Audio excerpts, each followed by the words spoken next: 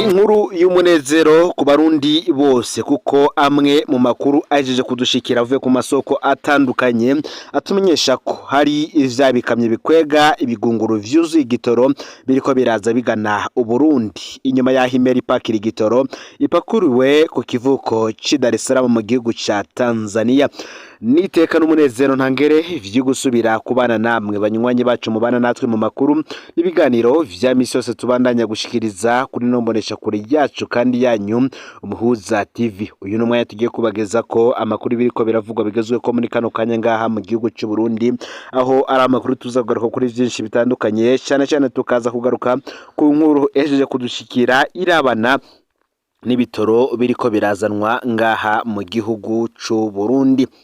Ni nyuma yaho umukuru w'igihugu hari kugenekerezo ya 12 kwezi k'umunani uyu mwaka w'2024 aho yari kumusaga President Ndayishimiye nibwo yemeje ko hari intovyi zirimo bagendana.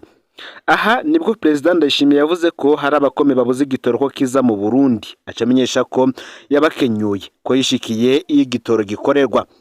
President Ndayishimiye yijeje abarundi ko igitoro cyari gitanguye gupakururwa mu bwato nyene mu gihe hari ubwato bubiri buriko buzana igitoro cy'u Burundi. Ni mu gihe kandi aha President Evariste Ndayishimiye yagiye aratanga inyishu ku bibazo bitandukanye harimwo no kubijanye n'amafaranga mva makungu, aho byagirije abakomeye be n'amabanki ko ari bo bayanyegeza bakajana kuri marché noir. Benshi President Evariste Ndayishimiye ashikiriza amajambo ko baba barishikiye aho igitoro gikorerwa kugira ngo bakigure kize mu Burundi. Benshi bavuze ko n'ubundi ari amajambo umukuru w'igihugu yama avuga yo gusamaza abarundi kugira ngo ibibazo bihanze abanyagihugu bibe biratuza, ahubwo babe bahugiye ku kintu kimwe arico bariko baraganira ko. Nimwe kandi hari nandi makuru dejeje kuronka avuga ko ari ubwato ubutatu bw'igitoro bwabugire bushike i Dar es Salaam mu gihugu ca Tanzania. Bikavuga ko ubwo bwato kandi bupakiye amaritiro angana n'imiliyoni amajana 2 z'ibitoro vyerekeza mu Burundi, bukaba bugeze ku kivuko ci Dar es Salaam mu gihugu ca Tanzania. Kuri ubu rero ibikamyo vya mbere bishobora kurara bishitse ngaha mu gihugu cy'u Burundi bizanye igitoro. Ni mu gihe kandi hari na zimwe mu ngingo zafashwe n'ubushikiranganje mu vyo bujejwe kandi harimwo nibi vyo gutanga igitoro. Ni itangazo ryashizwe ahabona n'umushikiranganje mu vyo ajejwe harimwo amasoko ntanganguvu Dr Ibrahim Uwizeye kumbonesha kure y'igihugu. Ni mu gihe yariko aravuga ko agiye gutanguzwa ubuhinga bwo gutanga igitoro habanjwe kwandikwa imodoka zikironswa ku buhinga bwa mudasobwa. Bene amasitasiyo n'abashejwe gutanga ibitoro muri yo bakaba bari batuye mu nama yiga kwishirwa mu ngiro ry'ubwo buhinga, bikaba vyarabaye ku munsi w'ejo heze kuwa mbere genekerezo rya 2 Nyakanga uyu mwaka w'2024 igihe cy'isaha 10 z'umuhingamo. Ubwo buhinga rero bukazotangura gushirwa butangura gushirwa mu ngiro kuri uyu munsi wa 2 genekerezo rya 3 Nyakanga. Intumbero akaba ari yo kugabanya akajagari kahora kibonekeza mu itangwa ry'ibitoro, aho umuduga wanyu igitoro ubwo nyene bene imiduga bagaca bakigurisha mu kinywabi, bagaca basubira kuja gutonda ku masitasiyo bagasubira kunywesha. Ubwo buhinga kandi ngo bukaba bugiye kuza gufasha nanone bene amasitasiyo kubona neza igitoro bajeje abajera ingene cagurishijwe.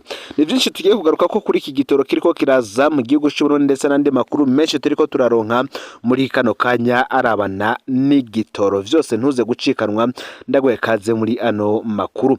Ufyonde subscribe rero aho uherereye hose kugira ngo uzocikanwa nadushikiriza kandi usangize ano makuru bagenza aho bari hose kugira ngo nabo baje barashikirwa n'abiriko biravugwa bigezwe ko ngaha mu gihugu cy'u Burundi hanze imbezo igihugu cy'u Burundi ndetse no makungu ya kure. N'umuhuza ndabahaye kaze muri ano makuru. Kimwe mu bibazo vyari bihanze igihugu cy'u Burundi cyo bakigiye gutorerwa inyishu, ico ni ikibazo c'igitoro kikaba kigiye kuva mu rutonde rurerure rw'ibibazo bihanze igihugu cy'u Burundi harimwo ibura ry'isukari, amakara ndetse n'ibindi bitandukanye. ni mu gihe kuva uyu mwaka utanguye byatanguye kwibonekeza neza ko igitoro cyabaye ndanse mu gihugu cy'u Burundi, ndetse hari naho byanagize hagaragara video y'umukuru w'inama nshingamateka Daniel Geras Ndabirabe aho yariko anywesha nawe igitoro cy'amagendo. Ivyo ni ibintu byavugishije abantu benshi. Si ivyo gusa kuko ibura ry'igitoro ryagiye riratera ibindi ibibazo bitandukanye, aho hoba haradutse icaha gishasha co gutondera igitoro. Bamwe bakavuga ko gutondera igitoro biri mu vyacafuza igihugu cy'u Burundi. Ayo ni amategeko mashasha yaje ava mu gipolisi avuga ko kizira kuja ku bunywero bw'igitoro udafise amakuru ko cabonetse. Ayo mategeko yavuga kandi ko kizira gukura imodoka muhira udafise igitoro kigusubiza inyuma, aho ngo akaba ari mu kugira ngo imodoka ntihave ikamera mu nzira ngo ice ihaguma. Iyi ni insiguro yatanze aho aho zimwe mu ndongo zo mu gisagara ca Bujumbura zavuga ko gutonda imirongo bicafuza igihugu. Ngubu rero umuntu atondeye igitoro abacafuje Burundi kandi abahindutse umwansi w'igihugu ngo nawo nuko mwivuna, kuko hari nabo vyagiye biragaragara ko hari ingingo zagiye zirafatwa n'abajejwe umutekano zarimwo ivyo guhonya agateka kazina muntu. Si ivyo gusa kuko nubundi igitoro cyaratumye vyinshi mu vyankenerwa mu gihugu bizimba, ndetse n'ibiciro vyo kwinguruza navyo biguma biduga umunsi ku munsi. Ibi vyarashitse naho abashinga amateka ubwabo bibariza ico kibazo mu nama nshinga amateka. Umushikiranganje wa mbere Gervais Nderakobuca mu kubishura yabishiye ko wewe atanyishu afise. Nako kandi abashikiranganje batandukanye bagiye baraca imbere y'abashinga amateka babazwa ivy'ico kibazo c'igitoro, harimo nk'umushikiranganje araba ivy'ubudandaji Marie Chantal Nijimbere, nawe ico gihe yarabuze inyishu atanga. Mbere n'umushikiranganje ajejwe ivy'amasoko nanga nguvu ngaho mu gihugu cy'u Burundi Dr Ibrahim Uwizeye nawe yashitse mu nama nshinga amateka. Abashinga amateka bamubaza kuri ico kibazo nawe abura inyishu atanga. Ibintu vyagiye kunyuka ku igenekerezo ya 2024 ubwo ya 2024 ukwezi kwa gatandatu y'umwaka wa 2024 ubwo President Ndayishimiye yemeza ko umutegetsi yabujije ko igitoro kiza mu Burundi yitwaje ko himirije coup d'etat. Ayo majambo President Ndayishimiye yatangaje inyabihanga mu gikorane cy'iminsi 3 cyatangiye ku igenekerezo ya 20 gushika ku igenekerezo ya 22 ukwezi kwa gatandatu y'umwaka wa 2024, kikaba cyari gikorane cyo kwingina imyaka 4 amaze ku butegetsi. Aha President Evariste Ndayishimiye we akaba yariko yemeza ko igitoro kitabuze kubera ubukene bw'amafaranga, ahubwo ko vyavuye ku ndongozi y'u Burundi yakoze ibishoboka byose ngo nikize yitwaje ko himirije gutembagazwa ubutegetsi buhari. President Ndayishimiye kandi yemeza ko hariho abategetsi bahabwa ibiture kugira ngo ace abakura hanyuma asigara uri wenyene mu mabanga.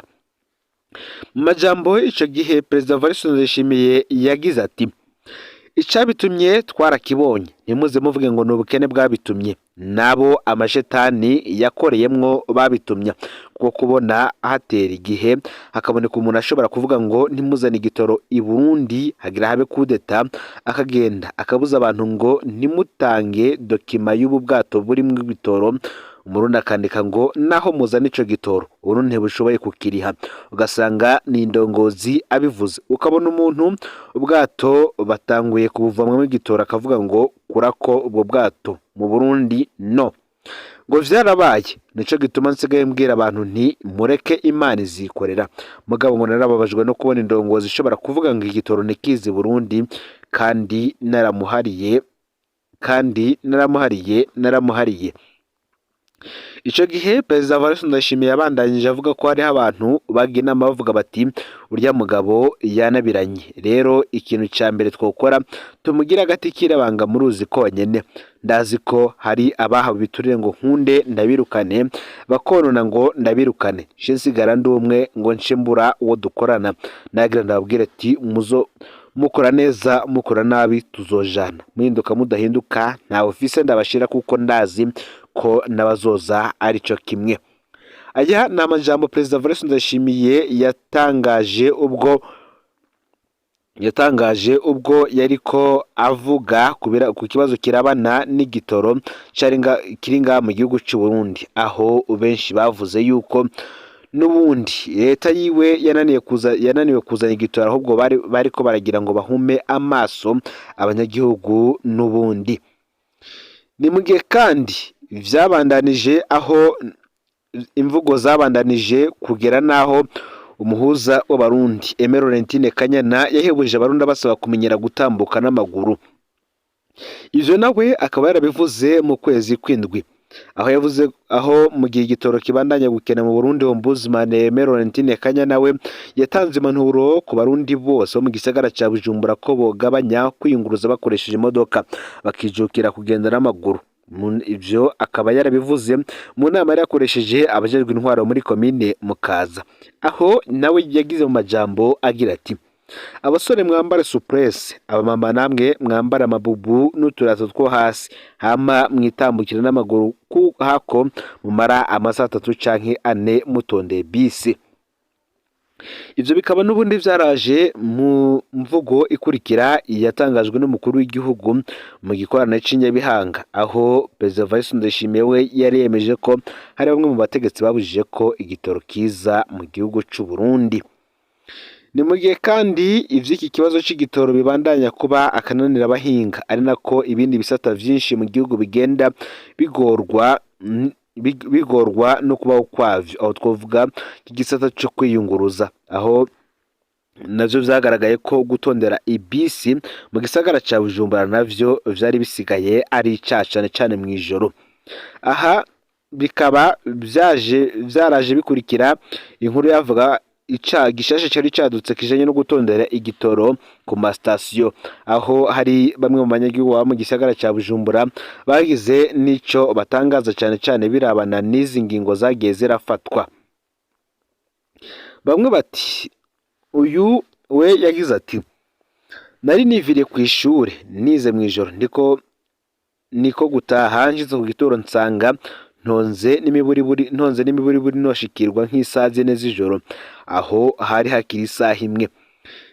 Niko guca nibwira nti reka nje kuba nateramira ku nshuti yanje ikorera mu kabare kamwe kari muri ville, ntibasi ndindire imirongo igabanuke kandi duce tunatahana. Gereka isaha 3:40 turatashe, sanga imirongo ni nk'imwe ya saa moya. Mwako kanya haba haje pick-up y'igipolisi ibishwiragiye mu bantu ibatahisha ku nguvu ngo nta bisi zihari, taha n'amaguru, kandi n'itegeko nta numwe bakeneye ku murongo. Ako kanya abo ubwo baciye bagenda, abandi baranka kuko babona ariko haraza bisi imwe. Twebwe mwako kanya twaciye tuja kuri biro ya Rumitel kugira turindire ko basi abantu bahera muri ville, ku buryo nihaza bisi imwe icitahana aba bameze nk'abakwepera muri ville. Ni mu gihe kandi kuri iki kibazo kirabana n'ibyo gutondera igitoro hatanzwe intaye nyinshi zitandukanye, mbere ko hari n'uwatanze intaye ko isaa 4 z'ijoro nawe yari agitegereje bisi. Uti nk'isaha 4 zo mw'ijoro n'iminota 35 ibisi nibwo yaje, tuyibonye tugenda turiruka. Njene ariko ndungikira audio umuhungu tubana ndabwira ko nabuze uko ntaha, aho nari nambaye kuteri.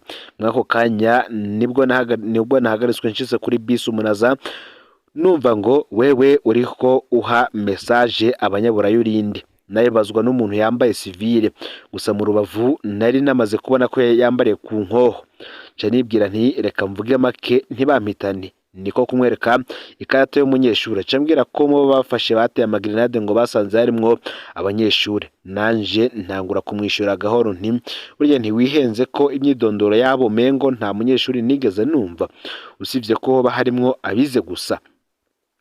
Nibazo byinshi vyagiye biraba bitewe n'ibara ry'igitoro ngaha mu gihugu c'u Burundi. Gusa ino nkuru ishitse ivuga ko ari ibikamyo kuri ubu biriko birava i Dar es Salaam mu gihugu ca Tanzania vyerekeza ngaha mu gihugu c'u Burundi, ko ku munsi w'ejo canke se ku munsi wa 4 w'indwi igitoro coba catanguye gutangwa hirya no hino mu gihugu.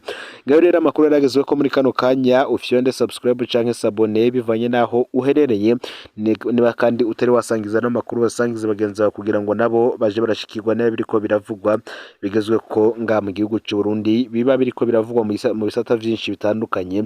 Ni Umuhuza TV, Imana ibahezagire mu bikorwa vyanyu vya misi yose muriko murakora.